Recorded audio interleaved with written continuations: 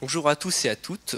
Nous venons du lycée Potier. Nous étions à Prism, un laboratoire se situant sur le campus universitaire d'Orléans. Mais qu'est-ce que Prism? Prism, ou laboratoire pluridisciplinaire de recherche en ingénierie des systèmes mécaniques et énergétiques, s'occupe du traitement d'images, de la robotique, de l'aérodynamique, la combustion des moteurs, les explosions, l'énergétique, la mécanique des fluides et l'automatique. Mon groupe et moi, c'est-à-dire Laureline, Althea, Théo, Obad, Camille et moi, et notre doctorante Courbatou, avons travaillé sur le traitement du signal de l'image. Cela consiste en l'étude des images numériques et leur transformation dans le but d'améliorer leur qualité ou d'en extraire de l'information. Cette discipline mélange l'informatique et les mathématiques. Le nom précis de notre projet est Analyse d'images et de nuages de points 3D pour le diagnostic de monuments historiques. Alors, au programme, tout d'abord quelques notions élémentaires, ensuite les différentes méthodes de traitement d'images sur un mur, après l'informatique au service de l'histoire, les résultats et pourquoi Chambord, l'application sur Chambord, et pour finir la conclusion et la visite du château. Alors, je vais vous définir quelques termes importants de notre exposé. Donc tout d'abord, je vais vous expliquer ce qu'est la segmentation, qui est le découpage d'une partie de l'image, donc celle que l'on souhaite étudier. Et dans notre cas, chacune des pierres doivent être identifiées et en ne sélectionnant que la pierre à l'intérieur du joint. Désormais, je vais vous parler d'un pixel. Donc un pixel représente chaque point d'une image électronique et à chaque pixel est associée une couleur, elle-même décomposée en 3 composantes primaires, le rouge, le vert et le bleu comme on peut le voir juste ici. Cette couleur est formée grâce à une synthèse additive qui est un procédé consistant à combiner plusieurs couleurs pour en avoir une seule. Et la couleur finale est obtenue selon l'intensité de chacune des composantes primaires qui est représentée par un chiffre variant entre 1 et 255. Et plus le chiffre est élevé, plus la couleur sera présente. De plus, il y a des images en niveau de gris, que l'on appelle plus généralement les images en noir et blanc, mais ce n'est pas tout à fait pareil, je reviendrai dessus dans un instant. Juste le temps donc de vous parler des images en niveau de gris, qui elles n'ont pas de synthèse additive, elles ne sont que représentées d'un pixel entre 1 et 255, du plus foncé au plus clair. Enfin, les images en noir et blanc ne sont réellement composées que de noir et de blanc. Le noir est représenté par un pixel ayant le chiffre 0 et le blanc par un pixel ayant le chiffre 1.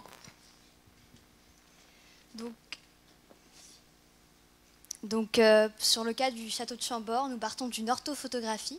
Donc une orthophotographie, c'est une image plate. Donc ici, c'est l'aile sud du château de Chambord. Donc c'est une image 3D qu'on a aplatie, en quelque sorte, et sur laquelle on a enlevé les portes et les fenêtres. Donc en langage Python, nous allons créer un algorithme qui va passer l'image en niveau de gris. Donc comme expliqué par Théo, chaque pixel est constitué de 3 couleurs, donc rouge, vert et bleu. Et mettre une image en niveau de gris consiste à faire une moyenne de ces 3 couleurs pour obtenir une image en niveau de gris, comme vous le voyez là. Donc ça permet de réduire le temps de traitement d'image, ainsi que de simplifier les calculs qu'il y aura à faire par la suite, puisqu'il est plus simple de travailler avec un seul nombre qu'avec 3. Ensuite, on applique un flou médian. Donc ça consiste à créer un noyau qui se déplace sur l'image. Donc ce noyau, en quelque sorte, comme vous pouvez le voir là-bas, est constitué d'une moyenne des pixels qui se trouvent autour du pixel à traiter. Et donc ça se fait avec un nombre impair. Et on peut ajuster ce nombre impair afin de plus ou moins flouter cette image.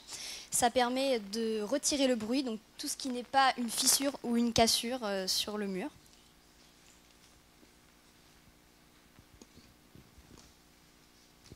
Pour effectuer la détection des contours, nous utilisons 2 méthodes à l'aide de la segmentation que Théo vous a expliqué tout à l'heure. Tout d'abord, la méthode Cani qui détecte tous les contours, et la méthode Sobel qui détecte les contours des lignes horizontales et verticales. Celui-ci est moins performant que l'autre, cependant pour ce que nous avons à faire, c'est beaucoup plus pratique. Après, nous faisons de la dilatation et l'érosion. La dilatation grossit les pixels blancs, comme ici, ce qui augmente la taille des joints pour mieux les voir, mais il ne faut pas les dilater trop, sinon ils seront trop gros. Ensuite, l'érosion grossit cette fois les pixels noirs, ce qui réduit la taille des points blancs à l'intérieur et retire ce qu'on appelle le bruit, donc tout ce qui ne fait pas partie des contours. Et cela réduit également la taille des joints.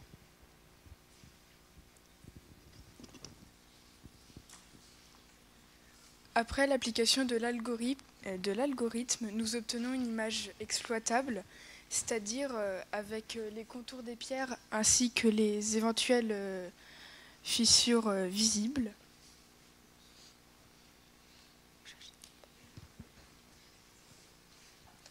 Le monument historique sur lequel est testé l'algorithme n'est autre que le château de Chambord.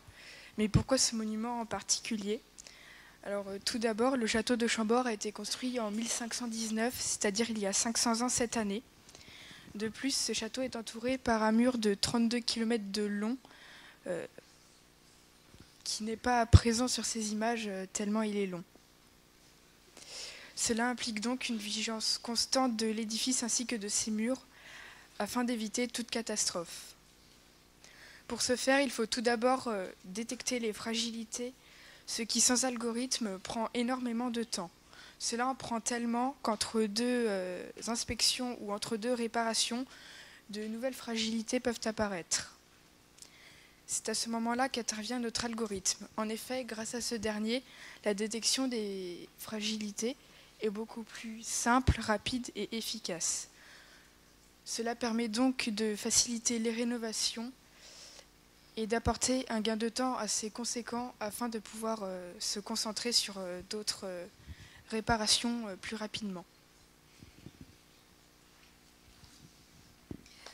Avec Kuburatu, nous avons visité Chambord, ce qui nous a permis de prendre différentes photos des murs et d'appliquer le bout de l'algorithme que nous avons déjà sur les photos. L'intérêt pour les monuments historiques est de pouvoir les garder en état, réussir à le rénover plus rapidement, car on a réussi à trouver les failles sur chaque pierre, que ce soit l'intérieur et extérieur des monuments. Ça permet de suivre l'évolution des dégradations et de prévoir les futures probables dégradations afin d'anticiper. Ce qui est compliqué dans ce travail, que l'algorithme est long car on peut partir sur plusieurs pistes différentes et il faut réussir à trouver tout ce qu'il faut réparer. Mais sur les images, il faut enlever les fenêtres et les portes. Mais l'ordinateur ne voit pas les images avec la facilité avec laquelle nous la voyons. Car à la place de la couleur, il voit des chiffres et la qualité d'image joue aussi beaucoup dessus.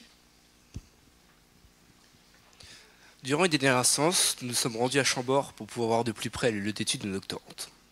Donc pour conclure, nous avons appris les différentes méthodes de traitement d'images sur un mur pour pouvoir les exploiter, à manier l'outil informatique au service de l'histoire et du patrimoine, et pour notre cas, étudier les murs du château de Chambord pour pouvoir prévoir d'éventuels travaux.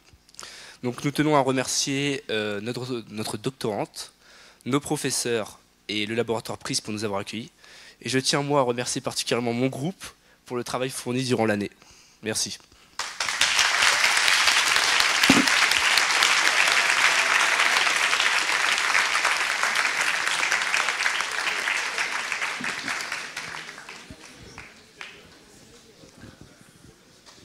Des questions, des commentaires, des appréciations. Vous avez eu droit donc à une visite professionnelle de Chambord ? Vénard. Et donc finalement, la méthode, vous pensez qu'elle peut permettre de gagner du temps et de la fiabilité ? Ouais. Bah, c'est le but après à long terme de gagner du temps pour on va dire réparer entre guillemets les monuments historiques en général. Oui. Voilà. Et ça vous a intéressé de savoir, là, parce qu'on a beaucoup parlé de Notre-Dame, hein, et du fait que l'incendie de Notre-Dame, et du fait que les images qui avaient été faites à l'avance, ce type d'image allait permettre de faciliter le travail. Il y a un rapport avec ce que vous faites là, ou c'est... Donc l'intérêt, comme on l'a expliqué, c'est bien de pouvoir réparer le monument tant qu'il est encore en bon état, et si malheureusement il arrivait quelque chose au monument, comme c'est le cas de Notre-Dame de Paris, bah, avec ces images on pourrait plus simplement le réparer. D'accord. D'autres, vous ne faites pas une visite virtuelle ? pour les... D'autres questions? Oui.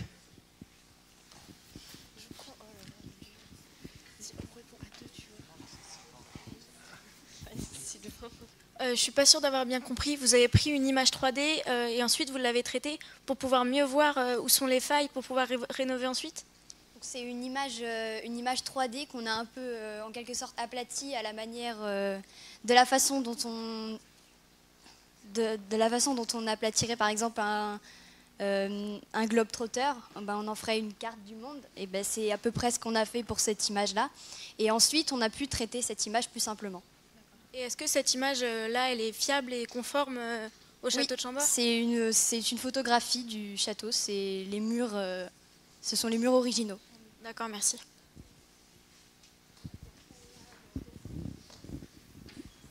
Pas d'autres questions? Eh bien, on va vous remercier encore et puis passer